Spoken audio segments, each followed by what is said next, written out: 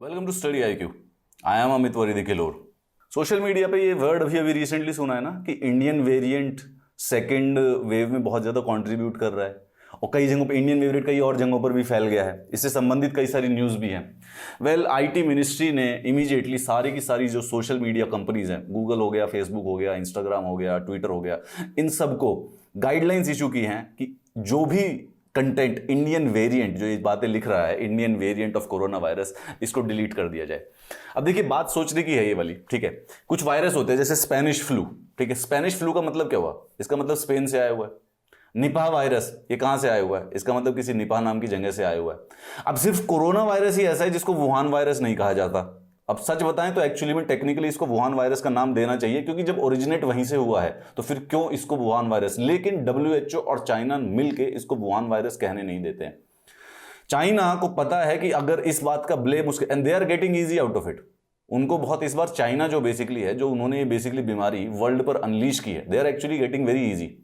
जितनी उनको लाते पड़नी चाहिए थी उतनी पड़ी नहीं है और वो बेसिकली बचकर निकल गई है बहुत ही लेजिटिमेटली। जब स्पेनिश फ्लू, जो कि स्पेन में ओरिजिनेट हुआ था और उसको स्पेनिश फ्लू कहा जा सकता है, या फिर कई बार और कई जो वायरस होते हैं जो कि उन्हीं प्लेसेस ऑफ ओरिजिन से उनका नाम रखा जाता है, तो वुहान वायरस को वुहान वायरस क्यों नहीं कहा जाता?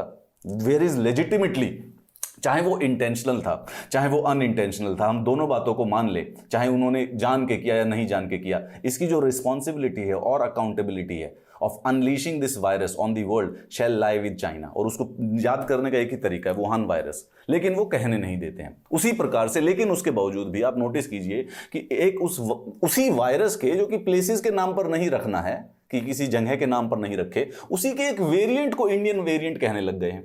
गवर्नमेंट ने सोशल मीडिया कंपनीज को immediately to remove any content on their platform which mentions और refers to the term Indian variant of corona. ऐसा कुछ वेरिएंट नहीं है कि जो इंडियन होता है, लेकिन उसके बावजूद भी उसको कहा जा रहा है in a bid to curb spread misinformation around COVID-19। United Kingdom ने भी इसको इंडियन वेरिएंट कह दिया था, बोलते कि सारी वैक्सीन काम करती है इवन ऑन इंडियन वेरिएंट, जैसे तो हमने अलग से ही इसको पैदा किया था। IT मिनिस्ट्री ने कहा है कि World Health Organization has not associated the term Indian variant with B.1.617 variant of coronavirus in any of its report। ये मिसयूज है, ये मिस इंफॉर्मेशन है। A notice issued in this regard by IT ministry states that a false statement is being circulated that an Indian variant coronavirus is spreading across the countries। सिर्फ भारत में नहीं, दूसरी जगहों पर भी। अब यहां पर एक इंटरेस्टिंग बात ये पहचान, देखिए सबसे पहले तो बात ध्यान रखिए कि इंडिया में जो सोशल मीडिया है ना, वो बेसिकली फाइनली जो आज का जो पॉलिटिकल डिस्कोर्स है वो उसको डिसाइड करता है। देखिए तो सही, 53 करोड़ लोग व्हाट्सएप पर है, 45 करोड़ लोग यूट्यूब देखते हैं, 41 करोड़ फेसबुक यूजर्स हैं, वाइल 21 करोड़ इंस्टाग्राम पे और कम से कम नहीं तो 2.25 करोड़ ट्विटर पर है। ट्विटर पर 2.25 करोड़ है। नरेंद्र मोदी जी हमारे जो प्रधानमंत्री हैं, उनके तो फॉलोवर ही 2.25 करोड़ से अधिक है। चलिए, previously the Ministry of Electronics and Information had issued advisory regarding curbing of the false news misinformation। उनको किया था। अब यहां पर हम, इंडिया तो है ही बड़ी मार्केट, तो उसकी वजह से मिस इन्फॉर्मेशन ना बहुत आसानी से फैल जाती है, and hence such a step has to be taken. अब यहां पर दो मेजर इश्यूज इकट्ठे होते हैं, ठीक है। दो मेजर इश्यूज कौन कौन से? इंडियन वेरिएंट फैल रहा है, Indian variant is something which is a miss information, एक मिसनोमर है, इसीलिए उस मिस इन्फॉर्मेशन को हटाने के लिए गाइडलाइंस दी गई है। This creates to problems. पहली बात पे बात करते हैं, ठीक है। सबसे पहले, around the world coronavirus variants have been generally been referred to by doctors and health experts on the basis of where they are identified। This includes South Africa variant और Brazil variants। लेकिन interestingly ये Wuhan variant के, Wuhan या Chinese से संबंधित कोई भी variant नहीं इंक्लूड करते हैं। पहली बात तो ये। दूसरा, a social media executive said it would be difficult to take down all content using the word as there would be again सिर्फ एक वर्ड के बेसिस पर सारा कंटेंट हटाना, एक तो this will open a Pandora's box. कहने का मतलब है कीवर्ड बेस्ड सेंसरशिप, ये बहुत रिस्की हो सकती है गोइंग फॉरवर्ड। मतलब एक मॉन्स्टर को रोकने के लिए एक दूसरा मॉन्स्टर क्रिएट करने वाली सिचुएशन हो जाएगी, right. So you are trying to stop the misinformation campaign या misinformation monster को stop करने के लिए we are creating another monster of censorship। Keyword based, यानी कि कोई शब्द ही यूज करने से कंप्लीटली पूरे के पूरे सोशल मीडिया से हटा दिया जाएगा। This is the problem which needs to be discussed. First of all, ये पहले वाली प्रॉब्लम हो गई है कि कीवर्ड सेंसरशिप की तरफ बढ़ रहे हैं इसकी वजह से। दूसरी जो सबसे इंपॉर्टेंट बात है आपने ये रिसेंटली केस सुना होगा राइट, कि अरविंद केजरीवाल ने कहा कि जो सिंगापुर वेरिएंट है उससे बच्चों को खतरा है और बच्चों के लिए वैक्सीनेशन की जाए एंड जो सिंगापुर की एयर फ्लाइट्स उसको बैन कर दिया जाए। उस पर काफी कंट्रोवर्सी हुई थी। क्यों? क्योंकि सिंगापुर की तरफ से एक बहुत ही वेहमेंट अपोजिशन आई थी इस चीज के लिए इमीडिएटली, कि जैसे ही उसने वर्ड यूज किया सिंगापुर वेरिएंट, चाहे वो सही था या वो गलत था, सिंगापुर ने इमीडिएटली रिस्पॉन्ड किया था। सवाल यह है कि Indian variant is a word which is specifically been coined by Indian media.